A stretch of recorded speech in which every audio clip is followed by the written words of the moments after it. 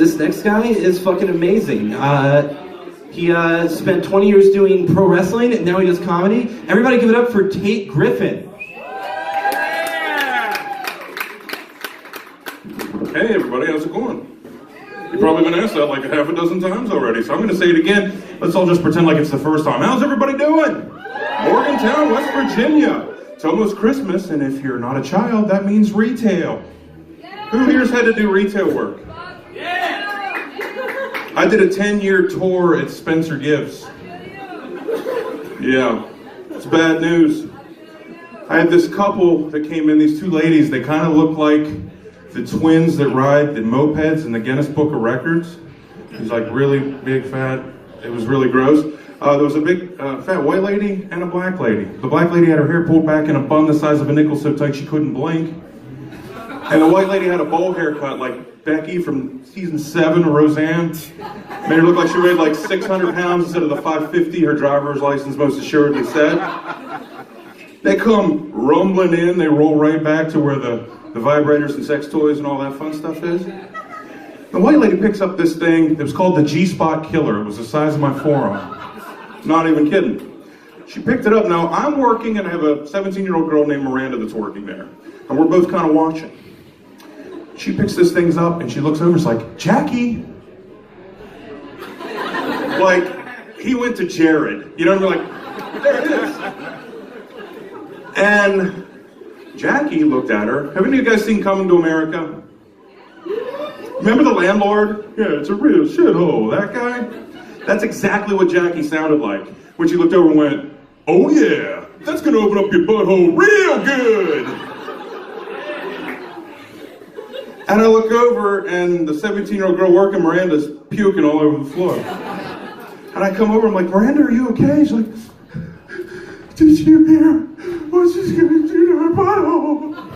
Like, I know it's bad.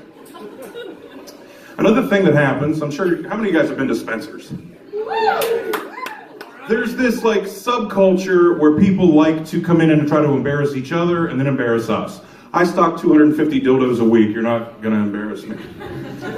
But they'll come in and there's this rather large woman, probably clocked in around 400 pounds, and her man was 17 pounds, 6'4". When they stood beside each other, they looked like the number 10 with a meth addiction. And they came up to the counter, and it's just me in the store with them. It's almost intimate in an odd, weird way. A way I'm not entirely comfortable with. And they come up, and they're setting their stuff down, and out of nowhere she goes, Larry, why don't you go back and get yourself a wiener extender, because you ain't all that. And without skipping a beat, he goes, why don't you tell this fella behind the counter about how your vagina leaves crumbs in the bed when it's done eating cookies? And he sees this look of disgust on my face, and apparently he took that for, oh my God, please give me more details. He's like, no, seriously, man, it ain't even the Oreo stuff. It's that shitty Hydrox cookies they used to put what in the Dairy Queen for the blizzards and the whatnot. It's like, my God. Can I get away with one more Spencer story? Is that okay? So I'm standing there. And this lady comes in, and she's like 7 feet tall, again, like 21 pounds. She's definitely, I don't want to say she's a crack whore, but she was. She comes walking in, and she's on her cell phone. It's like, yeah, that's what I said. I told you, Mom, if we don't pay that child, so hold on, where the pussy toys at?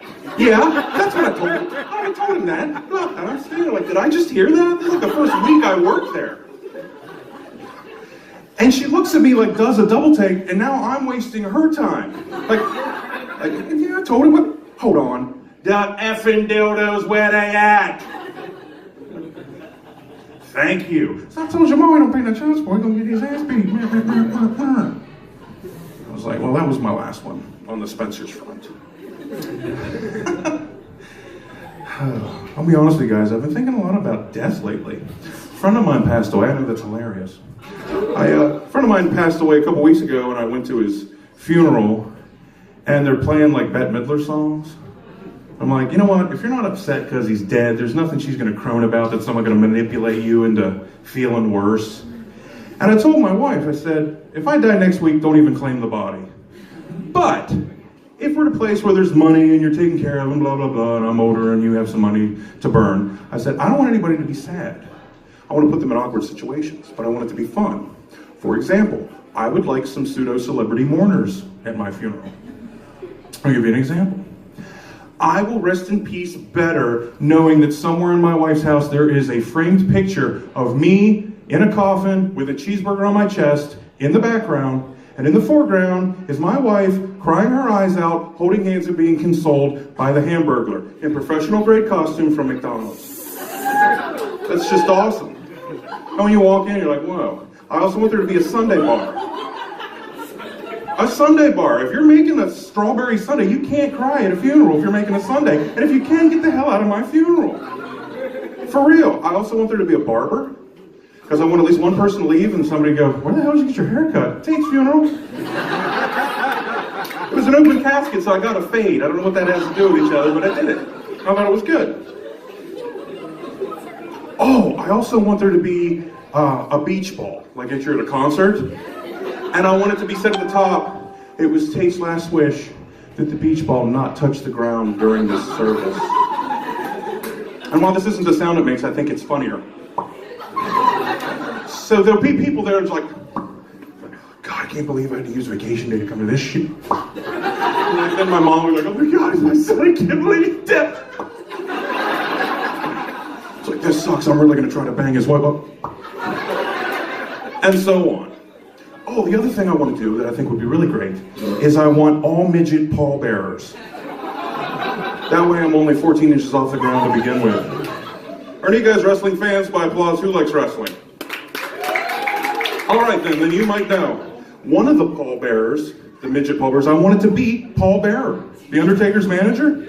And then when they get me to the final resting place and they're walking, I just out of nowhere with zero context whatsoever, I just wanted to go, oh yes!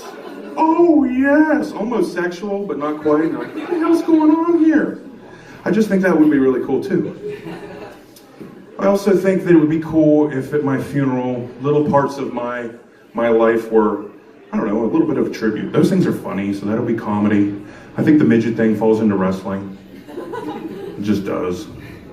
And then I think when they get there, just as a homage to my decade at Spencer's, I think it'd be great if there was a 21 fart machine salute. I think that would be really good too.